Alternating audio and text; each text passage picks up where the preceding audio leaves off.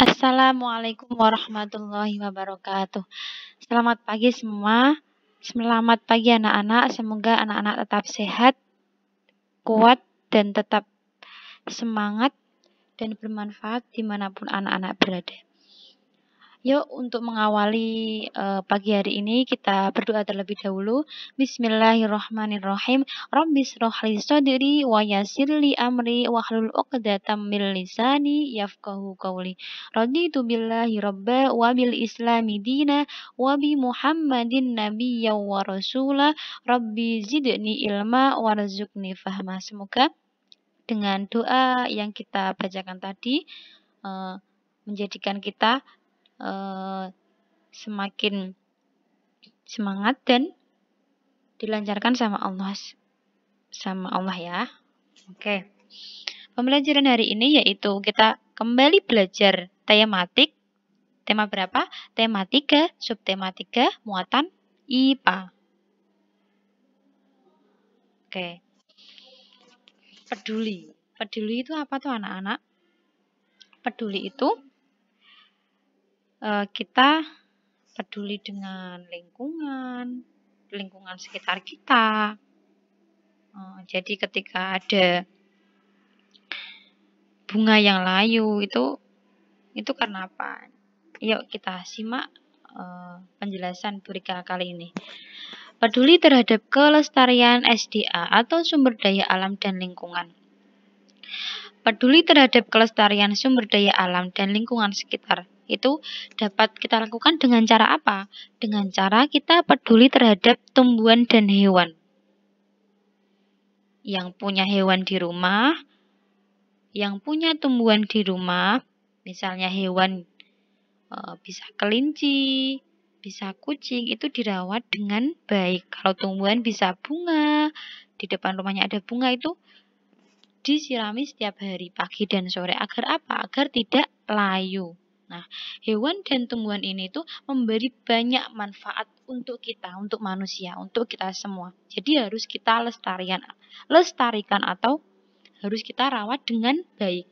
Nah, sudah seharusnya kita menjaga itu anak-anak. Jadi, yuk kita terapkan sama-sama di rumah masing-masing. Kita melestarikan sumber daya alam dan lingkungan sekitar kita. Nah, tanaman yang tidak terawat itu akan mudah terserang oleh penyakit ya. Akan mudah. Nah, tanaman akan terlihat layu dan tidak segar ketika tidak terawat ya. Karena apa? Karena tanaman tersebut itu kekurangan nutrisi dan air. Jadi terlihat layu.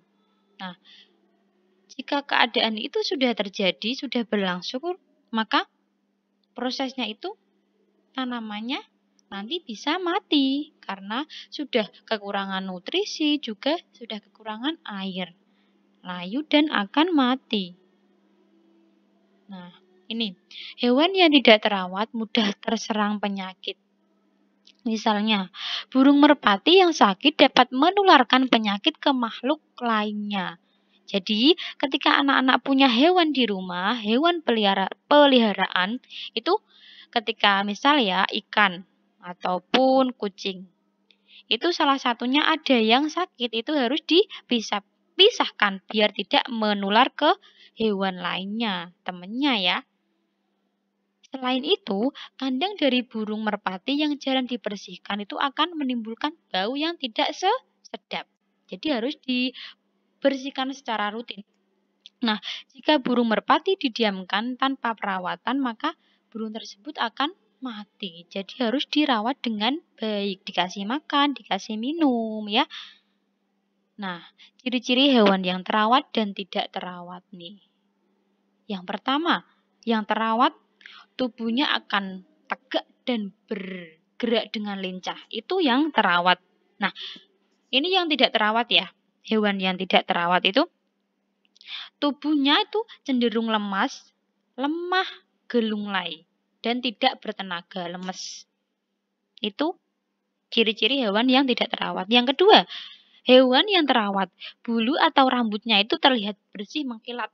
Dan jika kita pegang dan diusap itu tidak akan mudah rontok. Misalnya kucing, ketika anak-anak membelai atau mengusap rambutnya dan rambutnya itu tidak rontok, berarti itu hewannya terawat dengan baik. Kemudian hewan yang tidak terawat itu bulu dan rambutnya itu terlihat kotor, kumuh, kusam, dan jika kita pegang itu rambutnya rontok, itu yang tidak terawat. Yang ketiga yaitu hewan yang terawat, matanya itu terlihat jernih, terang, dan tidak keruh. Kemudian, hewan yang tidak terawat, matanya itu berair, bisa jadi juga bernanah, sehingga terlihat keruh, bahkan tidak bisa melihat karena tidak terawat. Coba kita amati di rumah, misalnya anak-anak punya atau melihat hewan yang ciri-cirinya seperti ini. Jadi, anak-anak harus bisa membedakan ini hewan yang terawat dan ini hewan yang tidak terawat ya. Nah, pentingnya penghijauan sebagai upaya pelestarian SDA. Nah, pelestarian SDA ini dapat dilakukan dengan penghijauan juga di sekitar rumah kita, di sekitar lingkungan kita. Nah, penghijauan ini bertujuan untuk apa? Untuk menjaga lingkungan dari kerusakan. Membenahi tanah bekas galian, pertambangan. Itu untuk apa? Untuk mengembalikan kesuburan tanah. Nah, penghijauan ini dapat dilakukan dengan memanfaatkan lahan kosong di sekitar kita untuk ditanami dengan tanaman obat. Nah, tanaman obat ini bermanfaat untuk siapa? Untuk kita, ya, untuk manusia, untuk keluarga kita. Ini, tanaman obat keluarga adalah tanaman hasil budidaya rumah yang berkhasiat sangat bermanfaat untuk dijadikan apa? Dijadikan obat.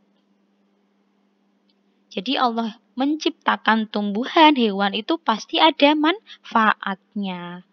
Kalau tanaman ada juga yang Allah ciptakan untuk obat manusia ya. Tanaman obat keluarga biasanya ditanam di halaman rumah, juga ada di kebun atau ladang yang tidak terlalu luas. Ini ada gambarnya ya. Nah, manfaat tanaman obat keluarga adalah memenuhi keperluan keluarga akan obat-obatan yang sederhana, yang mudah dan praktis.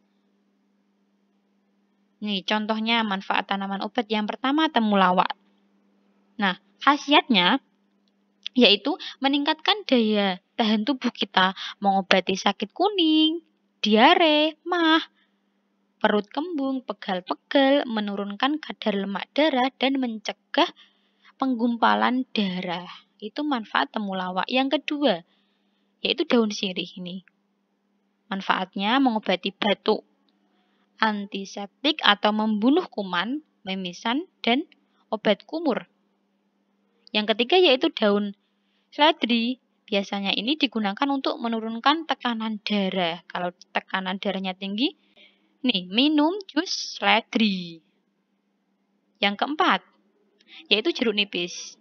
Manfaatnya mengatasi suara yang serak, juga batuk-batuk ya, dan bau badan.